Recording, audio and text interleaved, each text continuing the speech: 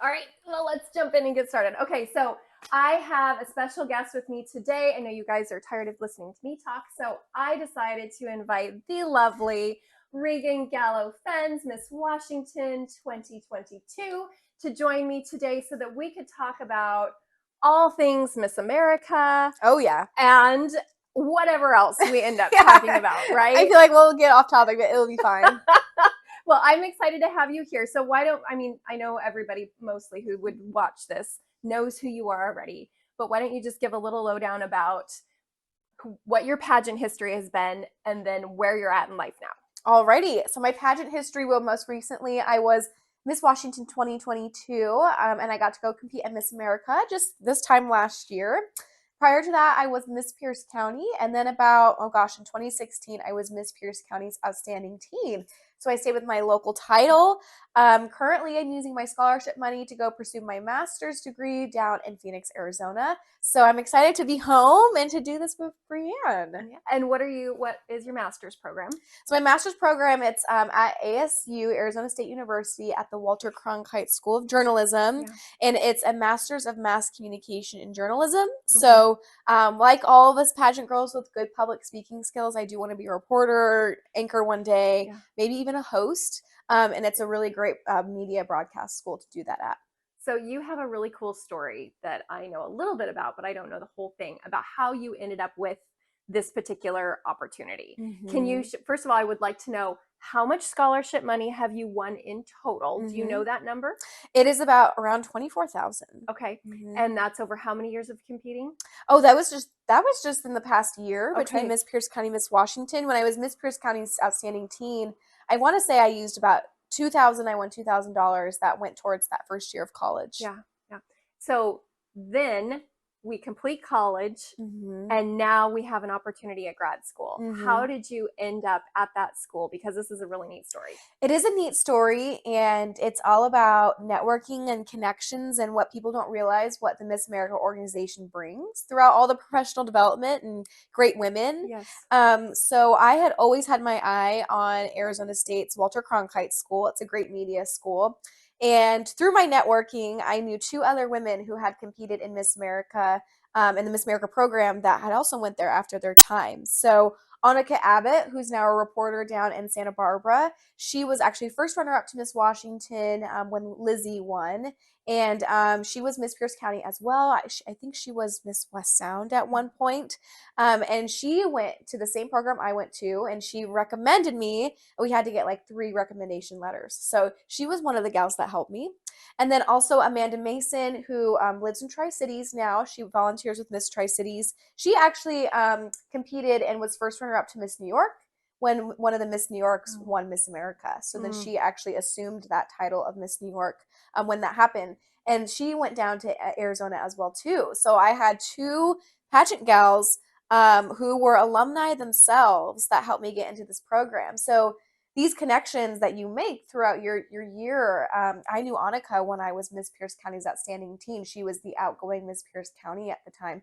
And who knew when I was 16, she would help me 7 years later. Right.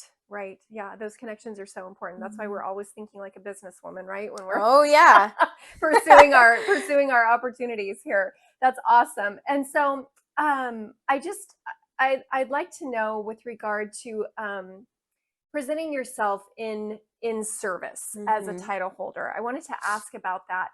I've heard from some of the ladies that, it's hard to know how to strategize this business plan, get appearances, do that kind of networking, and make the ask. I keep hearing make the ask. And so would you talk a little bit about how you present yourself in service to other organizations?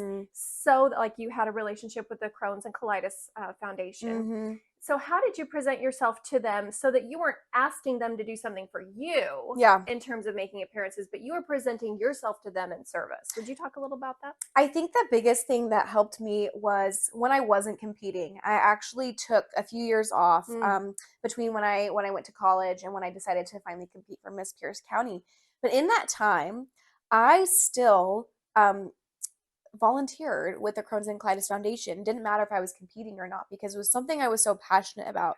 And it was in that time that you build those relationships, you grow those relationships. I said every year I want to do at least one thing with the Crohn's and Colitis Foundation, whether it's a fundraiser or whether it's just volunteering, whether it's, helping them with an event, a day of, whatever it was, I was there. And I always grew that relationship. They knew who I was. They knew I was a supporter. And so when I did become Miss Pierce County and Miss Washington, they saw the opportunity that, oh, like, you have built this relationship with us. We know you, and you are so passionate about what you do.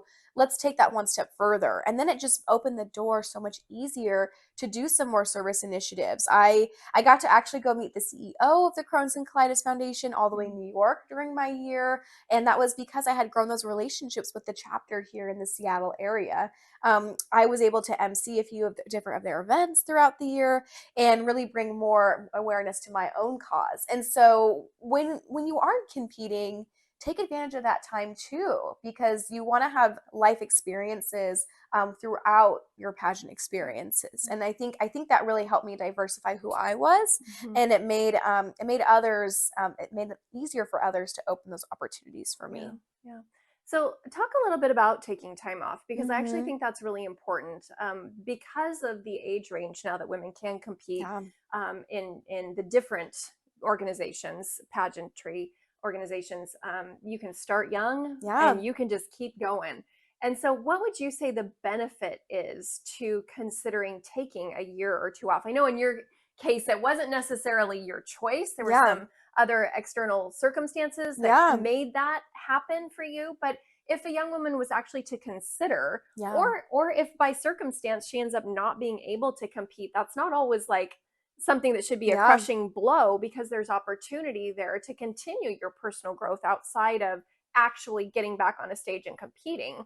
And so why would you take time off? And if you do end up taking time off, how would you say you might strategize that time, or the benefits that would come from taking that break?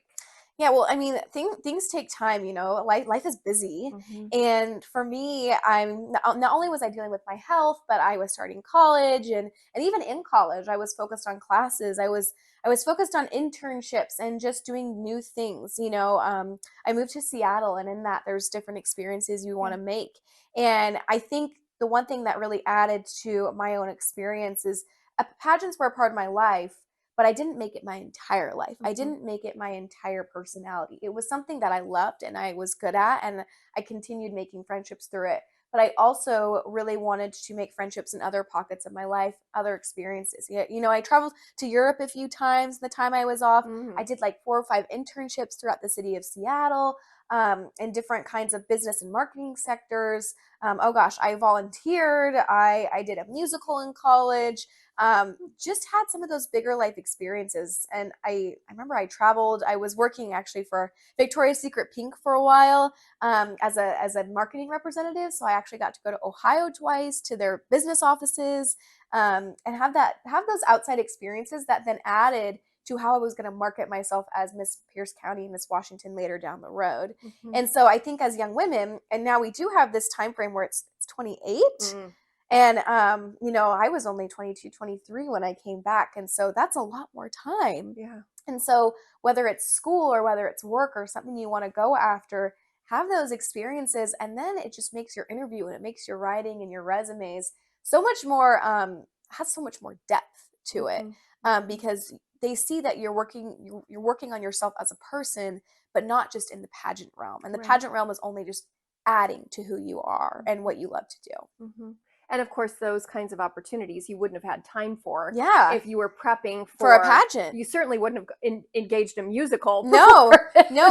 Pageants are so busy. I mean, when I was preparing for Miss Pierce County and preparing for Miss Washington, I was very devoted. I was working full time at a company in Seattle, and on my off days, I was doing pageant prep, or in the evenings, I was doing pageant prep. But I couldn't have done that while I was in college. I couldn't. I just didn't have that freedom, right? Especially if you wanted to explore other things. So when I did get in pageant mode again, I really did devote that off time.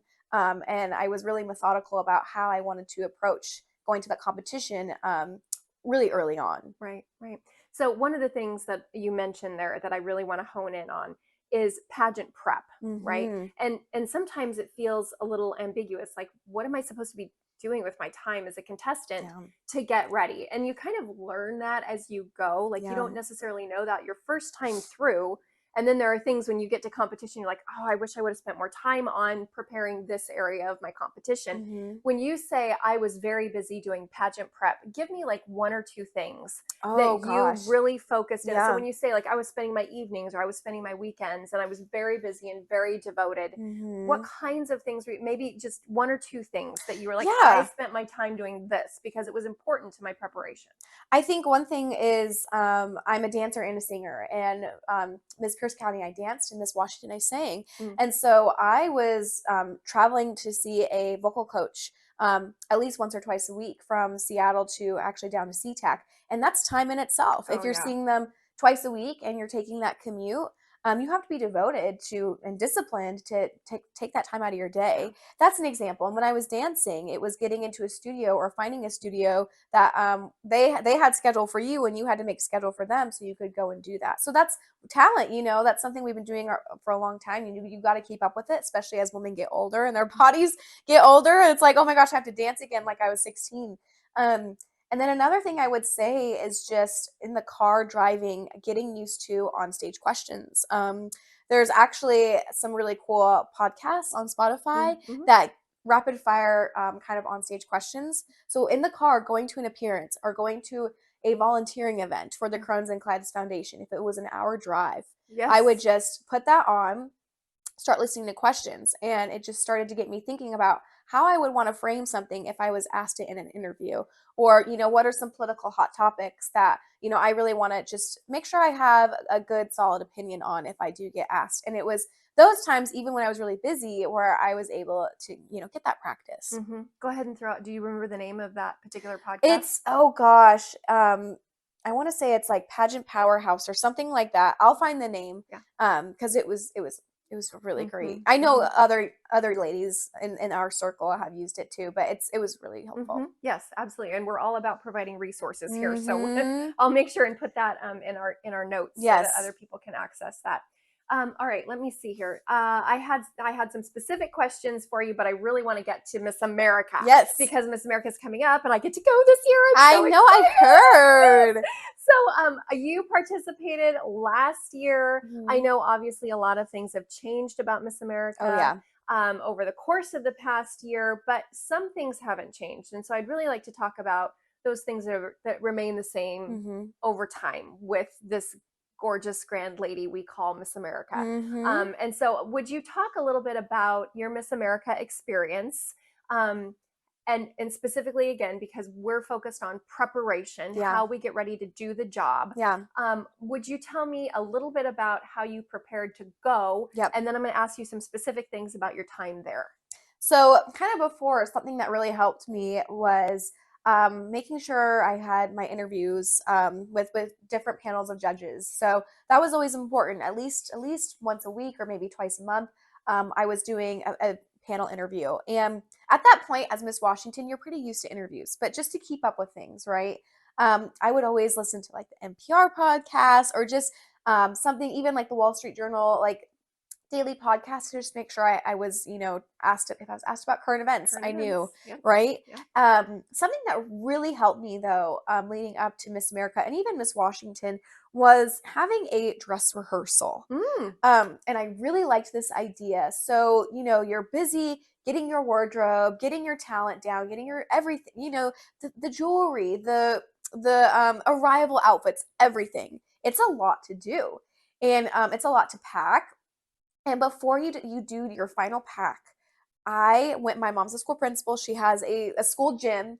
I went over to her school gym, took all my wardrobe for every single event, and did the competition in the order that I was going to be doing it, and took all my wardrobe and just kind of walked through everything.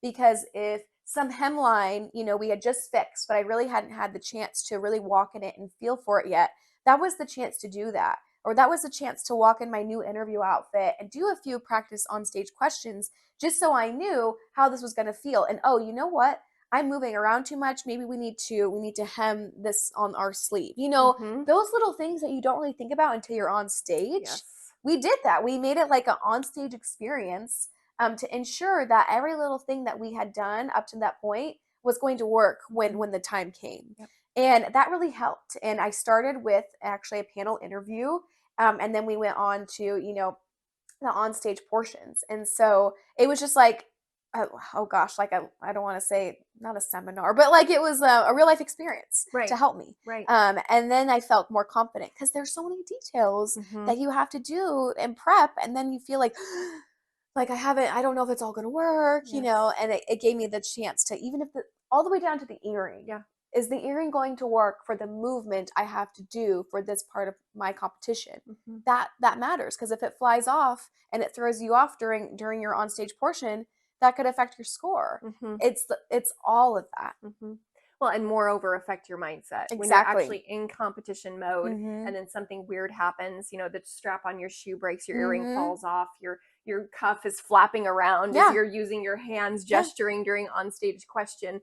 Absolutely, all of those things that we need to make sure that we feel confident in liking ourselves externally, which helps us achieve that relaxed presence, so that we can then maintain this being transparent and fully known in front of our judges and to the audience. Exactly. Anything that's going to take our focus off of that, we want to make sure that we've amended that before we ever get there. Yeah, for sure.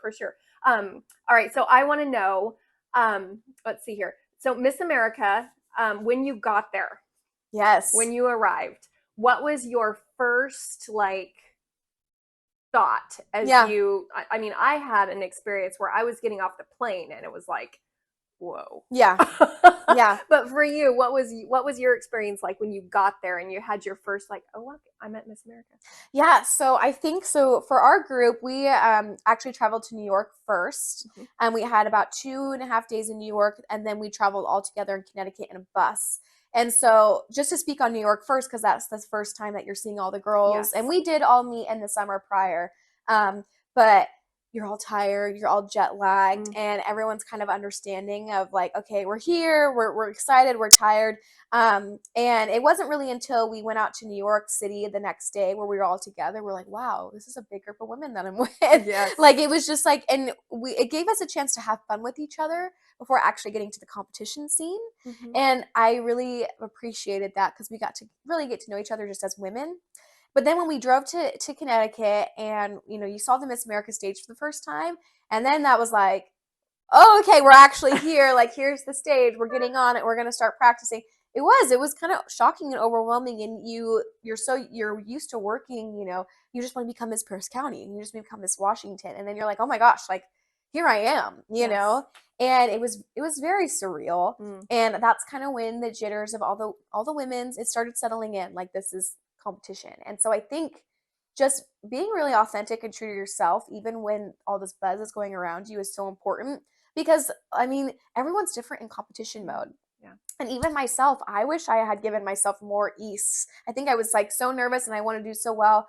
I mean, I enjoyed my time. I think I could have enjoyed it a little bit more. And I would want to tell other women that to just enjoy being there. And of course, put your best foot forward. But really, you know, it's those relationships that you walk away with. You've done all the work, right? You've prepared in advance. And so when you get there, really being able to relax and just have fun with it is the most important thing. Getting all up in your head about, oh my gosh. It's not worth it. It's not worth it at that point. No. Now, I had an experience, but I'd like to know what your thoughts were. When I arrived, I was coming from being the big fish in a small pond, right? You're Miss Washington. You know, you were crowned and selected out of an incredible group of women, and you've been around your state doing things as Miss Washington, and you're kind of like, yeah, I'm her. And so you're getting ready for Miss America. You're seeing yourself in the role of Miss America, and then you step into the competitive environment at Miss America. What was your initial impression of the other women? Oh my gosh. So for me, I felt like I did pageants, obviously. But, you know, some of the other states, these women have been doing pageants since they were 4 or 5 years old. And I think that really does change how you compete, how you interact, and your thoughts on pageants. And so, Like I was a Miss Washington that went to Miss Washington once and walked away with the crown. Right. And so I think something that I realized as these other women had competed at Miss Texas, Miss, New York, maybe 4 or 5 times before they had won their crown. And there was, I would say they almost had more pressure on them, or because they had been doing this for so long, or some of them were more relaxed because they had just more practice doing it. Mm-hmm. And so it really went 2 different ways. But it was really evident to me that, like, oh wow, I only competed once, and some of these girls have been competing for their state title for the last 6 years. Mm-hmm. And so that was like kind of jarring, and we would all talk about our experiences.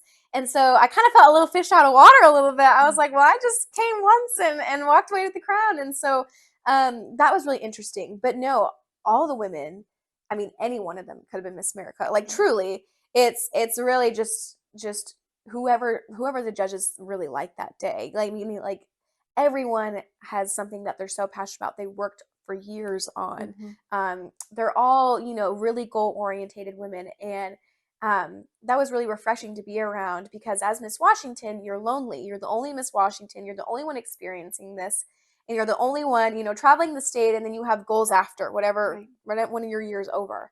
And then I got to be around women that were all experiencing that same thing. And it was really nice, too. It was comforting because when you're one in your state, it's hard to relate to anyone. Right. And so that was nice. It was a comforting piece of it. Absolutely. That's sisterhood. When Mm-hmm. you've all had a shared experience, like Mm-hmm. I'm on my own doing this in my home state. I'm on my own over here doing this in my home state, and to be able to have that. Yeah. So what do you guys do? Or so what's it like for you? Yeah. Or who are your sponsors? And yeah, being able to network that as well is just such a neat. And I will say, if people look back to both Grace Stanke and Emma Broyles, they were both teens, state teens, that had actually went to Miss America's teen. And I think it's so important for women to start at the teen, because you just get more comfortable. And something that I think why Emma and Grace really shined, and you could tell they were authentic and just having fun, and they were much more relaxed because they had done it before. They had gone to Miss America's teen, and so it wasn't like a super different experience to them at that point. But then because they were comfortable, they could really shine. Yes. And so I really do encourage the teens too to really take advantage of the time you have as a teen, because it will serve you even more when you become a Miss. Mm-hmm. For sure. Yeah, for sure. I had the same experience. I just remember going to Miss America and thinking, gosh, I'd worked so hard and I was so ready. And then when I got there and I realized so was everybody else. Mm-hmm. They'd worked just as hard. Yeah. They all wanted it in the same way. For the most part. I mean, there's always a handful of women who maybe aren't as prepared, or who really don't want to be Miss America. They just don't want it. Yeah. They don't need it. No. Right? They've got plenty going on in their home state. They don't need to come and be Miss America for the year. And so I love that we're 21 years apart in our experience.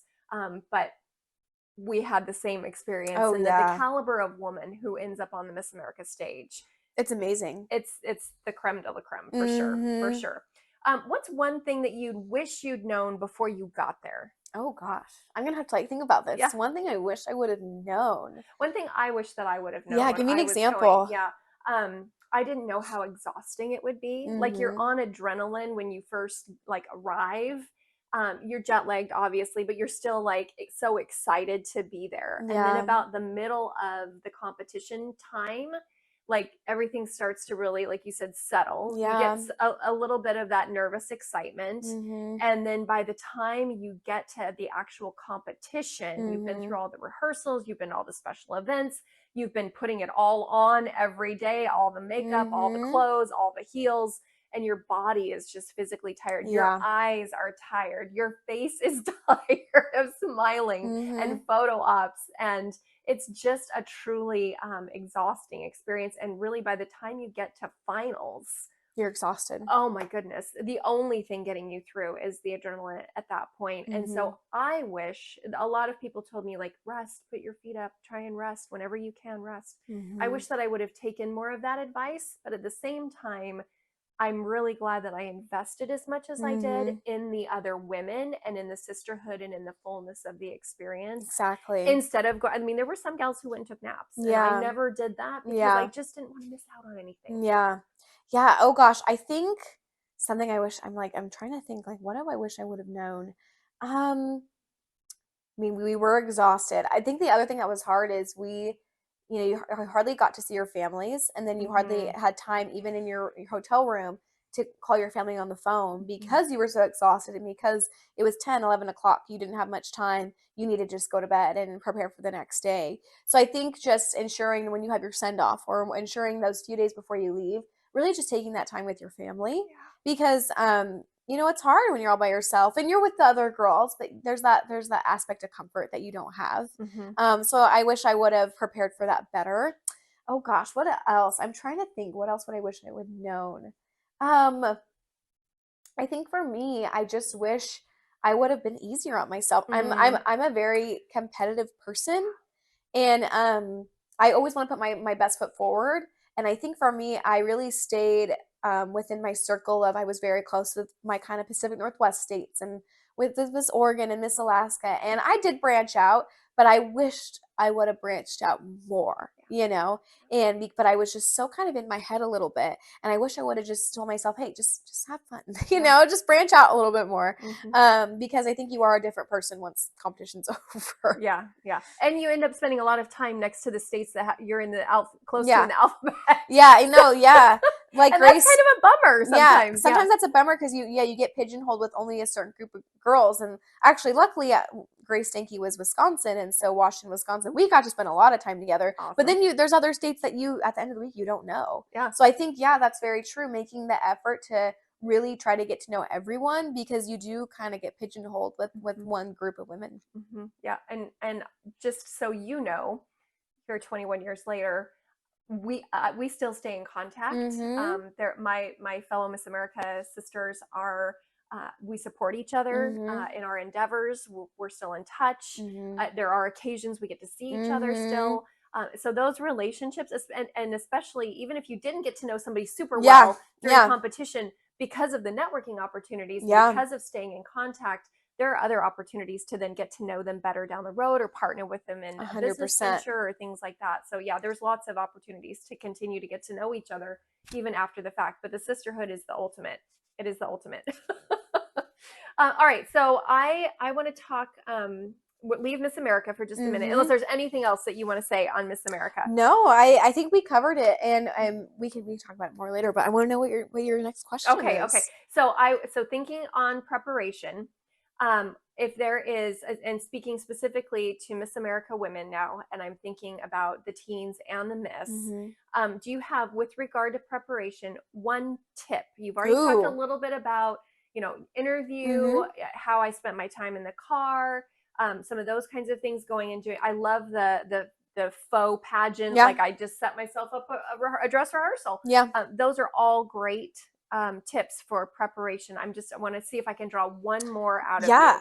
One tip that really helped me: get a notebook and start writing out things that are in your mind. And let's say there's a question I had about my CSI, for example.